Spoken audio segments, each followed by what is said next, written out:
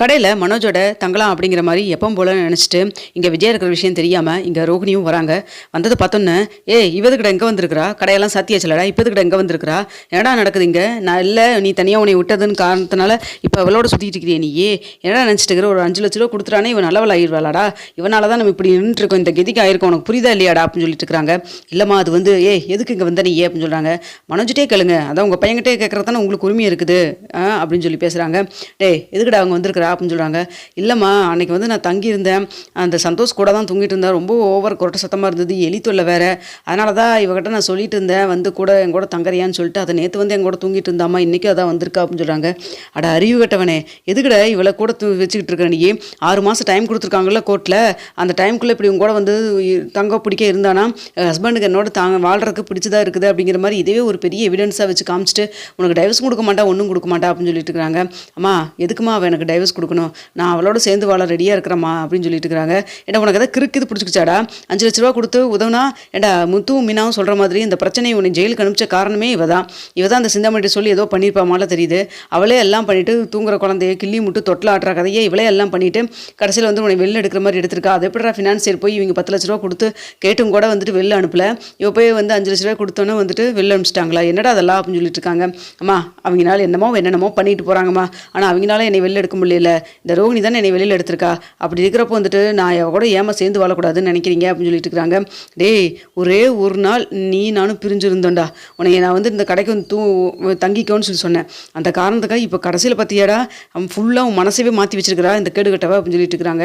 இதெல்லாம் பார்த்துட்டு ரோகிணிக்கு எப்படி ஒரே சந்தோஷம், மனோஜ் நம்ம பக்கம் கொஞ்சம் கொஞ்சமாக சாய ஆரம்பிச்சிட்டாரு அப்படின்னு சொல்லிட்டு அவங்க அம்மாவே எடுத்து பேசுகிற அளவுக்கு ஆயிடுச்சுல்ல, இது ஒன்று போதும், இதே வச்சு நான் எப்படியாவது மனோஜை நம்ம பக்கம் கொண்டு வந்துடலாம் அப்படின்னு சொல்லி நினச்சிட்டு இருக்கிறாங்க. என்ன ரொம்ப சந்தோஷப்படுறியா, நான் அவன் என்னை தேர்த்து பேசுகிறத பார்த்து அப்படின்னு சொல்லிட்டு இருக்கிறாங்க. ஆண்டி சாச்சா அப்படியெல்லாம் ஒன்றும் இல்லைங்க ஆண்டி, நீங்கள் 2 பேரும் சந்தோஷமாக இருக்கணும், ஒன்றா இருக்கணும், என்னால் நீங்கள் சண்டை போட்டுக்க வேண்டாம், நான் வேணால் கிளம்பிடுறேன், மனோஜோட நீங்கள் சந்தோஷமாக இருங்க, கூட அவனோட நீங்கள் இன்றைக்கி கம்பெனி கொடுப்பீங்க தூங்குறீங்கன்னா ஒன்றும் பிரச்சனை இல்லை, நான் கிளம்புறேன் அப்படின்னு சொல்லிட்டு இருக்கிறாங்க. அப்போ வந்துட்டு உடனே வந்துட்டு இங்கே மனோஜ் வந்துட்டு ரோகிணி போகாத, அம்மா ஒன்றும் சொல்ல மாட்டாங்க நீ வா அப்படின்னு சொல்லிட்டு இருக்கிறாங்க. என்னடா பேசிட்டு இருக்கிற நீ அப்படின்னு சொல்லி பேசுகிறப்போ, அம்மா நீங்கள் கம்முன்னு அங்கே ஸ்ருதி ரவியோட இருந்திருக்கலாம் இல்லையா, முத்து மீனா வந்து கூப்பிட்டாங்கல்ல, அப்பாவோடவே நீங்கள் அங்கே போயிருந்துருக்கலாம் மீனாவோட வீட்டுக்கு, எதுக்குமா அங்கே இருந்து என்னை தொந்தரவு பண்ணிட்டு இருக்கிறீங்க, எப்போ பார்த்தாலும் வந்துட்டு ஏதாவது சொல்லிகிட்டே இருக்கீங்க அப்படின்னு சொல்கிறாங்க. இதை கேட்டோன்னு விஜய்க்கு செம்ம கடுப்பாய் கோவம் வந்துடுது. இங்கே பாடுறா, இனிமேல் உன் மூஞ்சில் முழிச்சு தான் கேள்டா, என்னமா பண்ணி எக்கடை கட்டு போடா, நீ உனக்காக ஒவ்வொன்றும் நான் வந்து உனக்கு ஒவ்வொரு விஷயத்துக்கும் நான் சப்போர்ட் பண்ணி கடைசியில் எல்லாத்துக்கிட்டையும் திட்டு வாங்கி அவமானப்பட்டது மட்டும்தான்டா மிச்சம். இப்போ வீட்டில் இருக்கிற எல்லாரும் வந்து தெருவில் நிற்கிறதுக்கு காரணமே நீ தான்டா, அந்த குற்ற உணர்ச்சியெல்லாம் கொஞ்சம் கூட இல்லாமல் நீ உன் சந்தோஷத்தை நீ பார்த்துட்டு இருக்கிற அப்படின்னு சொல்கிறாங்க. அம்மா என்னம்மா பேசுகிறீங்க, ஆமாம் கடன் வாங்கினேன், அது கடன் என்னால் திரும்ப கட்ட முடியல, அந்த ஃபினான்சியர் வேணும்னே வந்துட்டு டாக்குமெண்ட் கொடுக்க சொல்லி கேட்டாங்கன்னு நம்பி கொடுத்தோம், அவங்க அதை கையில் வச்சுக்கிட்டு அதுக்கப்புறம் இப்போ இப்படி பேசிகிட்டு இருக்கிறாங்க, என்ன பண்ண சொல்கிறீங்க, கையில் காசு இருந்தால் நான் கொடுத்துருக்க மாட்டேனா, என்கிட்ட காசே இல்லையே அப்படின்னு சொல்கிறாங்க. நீயாவது லட்சமாக சம்பாதிக்கிறதாவது, நீ எல்லாம் ஒரு பெரிய பிஸ்னஸ் மேன் ஆகுன்னு நினச்சேன் பார்த்தியா, அதை எனக்கு சொல்லணும் அப்படின்னு சொல்லிட்டு ரொம்ப கோவப்பட்டு கிளம்புறாங்க. அம்மா இந்நேரத்தில் எங்கம்மா கிளம்பிட்டு அப்படின்னு சொல்கிறாங்க. அதான் சொன்னேன் ஸ்ருதி ரவி கூட போய் இருந்துக்க வேண்டியதானே, இல்லை முத்து மீனா வீட்டில் போய் இருக்க வேண்டியதானே, உனக்கு ரொம்ப இடைஞ்சலாக நான் இருக்கேன்ல, ஏன்னா உனக்கு இவளை பார்த்தோன்னே என்னை பார்த்தா உனக்கு அப்படி தாண்டா தெரியும், இத்தனை நாளாக நீ எல்லாம் இப்படியெல்லாம் பேசுவேன்னு நினைக்கவே இல்லை, அப்போ இத்தனை நாளாக நீ எங்கூட இருந்ததெல்லாம் நடிச்சிட்டு தான் இருந்திருக்கிற அப்படின்னு சொல்கிறாங்க. அம்மா அப்படியெல்லாம் ஒன்றும் இல்லைம்மா, நீ வாமா எங்கேயும் போக வேண்டாம், அவளும் இங்கே தூங்கிட்டு போகிறா, நீங்களும் தூங்குங்க, அவள் இந்நேரத்துக்கு கிளம்பி வந்துட்டாலம்மா, இதுக்கு மேலே எப்படிமா அவளை தனியாக அனுப்புறது அப்படின்னு சொல்லிட்டு இருக்கிறாங்க. மனோஜ் எனக்கு ஒன்றும் பிரச்சனை இல்லை, நான் பார்த்து நான் கிளம்பிக்கிறேன், என்னால் நீங்கள் 2 ஒன்றும் சண்டை போட வேண்டாங்கிறாங்க. ஏய் நடிக்காதடி, எல்லாத்தையும் பண்ணியதெல்லாம் பண்ணிவிட்டு ஒன்றும் தெரியாத மாதிரி நடிச்சிட்டு இருக்கிறியா, இவன் நடிக்கிற ஒவ்வொரு விஷயத்தையும் நீ பார்த்து வேண்டாம் ஏமாறலாம், நான் எதுக்கடா ஏமாறணும், இனிமேல் மூஞ்சில் முடிச்சுட்டு நான் கேளுடா, நான் கிளம்புறேன்டா அப்படின்னு சொல்லிட்டு கிளம்புறாங்க. இதை பார்த்துட்டு மனோஜ் வந்துட்டு அம்மா போகாதம்மா நான் ஏதாவது பேசியிருந்தா மன்னிச்சுக்குமாங்கிறாங்க. நீ எல்லாம் உருப்படவே மாட்டே அப்படின்னு சொல்லிட்டு வேகமாக கிளம்பிடுறாங்க. கிளம்பிட்டு அடுத்த வந்துட்டு அங்கே மீனா வீட்டில் போய் ஹாலிங் பெல் அடிக்கிறாங்க. ஏன்னா அது யார் இந்நேரத்தில் கதவை தட்டுறது அப்படின்னு சொல்லிட்டு மீனாவும் போய் கதவு நீக்கலான்ட்டு போகிறாங்க. அப்போ வந்துட்டு கதவை நீக்கணுன்னு, அத்தை நீங்களா இந்த டைமுக்கு, என்னங்கத்த வாங்க வந்து சாப்பிடுங்க, வந்து உட்காருங்க வாங்க அப்படின்னு சொல்கிறாங்க. அப்போ எல்லோரும் சாப்பிட்டு தான் உட்காந்துட்டு இருக்கிறாங்க. அப்போ வந்துட்டு என்ன விஜயா திடீர்னு இங்கே அப்படின்னு சொல்லிட்டு உடனே அண்ணாமலை கேட்குறாங்க. இல்லைங்க நீங்கள் வந்து கூப்பிட்ட போய் நான் வந்துருந்துருக்கணும், தேவையில்லாமல் பிரச்சனை தான் மிச்சம் அப்படின்னு சொல்கிறாங்க. ஏன் என்னாச்சு அப்படின்னு சொல்லிட்டு உடனே முத்துவும் கேட்குறாங்க. அப்போ வந்துட்டு மனோஜ் ரோகிணி விஷயம் அங்கே நடந்த விஷயத்தை எல்லாத்தையும் வந்து சொல்கிறாங்க. இதை கேட்டு இந்த பாலரம்மா அமைதியாகவே இருக்கவே இருக்காதா, அப்படிங்கிற மாதிரி சொல்கிறாங்க. அப்போ விஜயை கவனிக்கிறாங்க, இக்லூன் ரூமில் எப்படி எல்லாரும் தங்குறது, நான் வாட்டுக்கு கோவப்பட்டு பொட்டி பிடிக்கலாம் தூக்கிட்டு இங்கே வந்துட்டேன் அப்படிங்கிற மாதிரி யோசிக்கிறாங்க. என்ன விஜயா பார்க்குற, வா வந்து உட்கார், வா சாப்பிட்டியா இல்லையா அப்படின்னு சொல்கிறாங்க. கடையில் அவன் வாங்கிட்டு வந்து கொடுத்தான், சாப்பிட்டேன் அப்படின்னு சொல்லிட்டு இருக்கிறாங்க.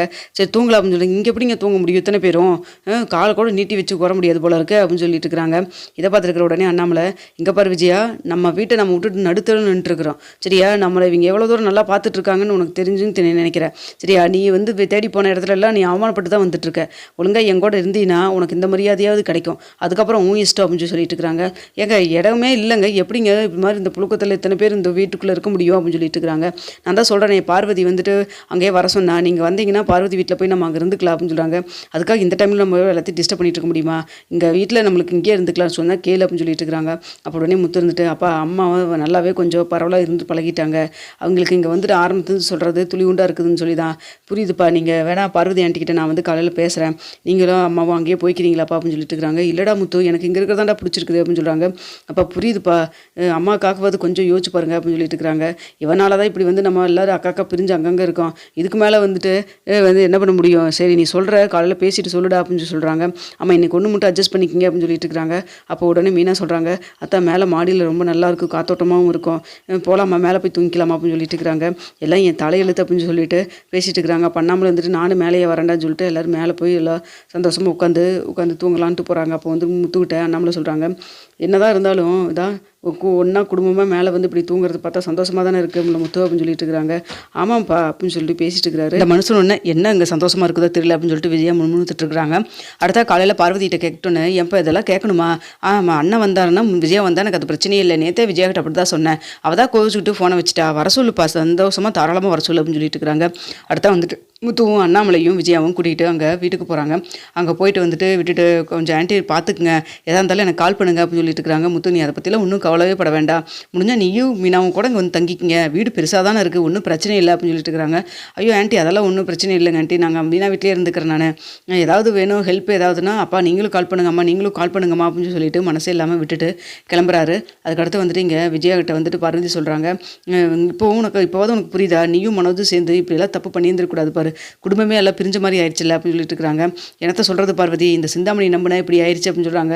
எத்தனை தடவை நான் கூட சொன்னேன், சிந்தாமணிகிட்ட வீட்டு பிரச்சனை எல்லாம் சொல்லாத, அவளை முழுசாக நம்பாதன்னு சொல்லிட்டு எத்தனை தடவை நான் கூட சொன்னேன், நீ கேட்கவே இல்லையே அப்படிங்கிறாங்க. அப்போ உடனே வந்துட்டு இங்கே அண்ணாமலை சொல்கிறாங்க, எத்தனை தடவை நானும் தான் சொன்னேன், எங்கே கேட்டிருந்தா தான் இத்தனை நடந்திருக்காதே, அந்த டாக்குமெண்ட் விஷயத்தில் கூட நானும் முத்துவும் அந்த டாக்குமெண்ட் பேங்க்லேயே இருக்கட்டும், அவங்க வழியே வந்து ஒருத்தவங்க பணம் கொடுக்குறான்னு சொன்னால் அப்படிலாம் கொடுக்க வேண்டாம்னு சொல்லிட்டு அதான் பண்ணதுலேயே மிகப்பெரிய தப்பு, இல்லை நான் சிந்தாமணிகிட்ட சொல்லிட்டு தான் பண்ணினேன், ஆனால் சிந்தாமணி இப்போ அப்படியே பெல்ட் அடித்து மாற்றி பேசுகிறா அப்படின்னு சொல்கிறாங்க. உனக்கு தெரியுமா தெரியாதான் தெரியாது, சிந்தாமணி எந்த வீட்டில் பிரச்சனை நடக்குதோ அந்த வீட்டில் பேசி பழகி ஏதாவது பண்ணி அந்த வீட்டோடைய டாக்குமெண்ட்டையும் அந்த சொத்தையும் அபகரிச்சுக்கிறதுக்கு தான் பார்க்கும், அதுதான் அதனுடைய வேலை, பூ பிஸ்னஸ் பண்ணுதோ இல்லையே இந்த பிஸ்னஸ் தான் நல்லா பெருசாக பண்ணிகிட்டு இருக்கு, இது தெரிஞ்சுக்காம நீ வாட்டுக்கு இப்படி பண்ணிட்டியே அப்படின்னு சொல்கிறாங்க. இந்த விஷயம் உனக்கு முன்னாடி தெரியுமா, ஏங்கிட்ட சொல்லு அப்படின்னு சொல்லி கேட்குறாங்க. எனக்கெல்லாம் தெரியாது, இப்போ தான் பக்கமாக அவன் தான் வந்து இந்த சிவன் தான் சொன்னார் என்கிட்ட அப்படின்னு சொல்கிறாங்க. அப்போவாது என்கிட்ட சொல்லியிருக்கலாம்ல அப்படின்னு சொல்கிறாங்க. எங்கே நீ என்கிட்ட நான் பேசின ஏதாவது நீ காது கொடுத்து கேட்குற விஷயத்துலேயே இருந்த, நீ தான் சிந்தாமணின்னு சொல்லிட்டு சிந்தாமணி சொல்கிறதெல்லாம் வேத வாக்கெல்லாம் எடுத்து பண்ணிட்டு இருந்தேன்னு சொல்லி பார்வதி திட்டுறாங்க.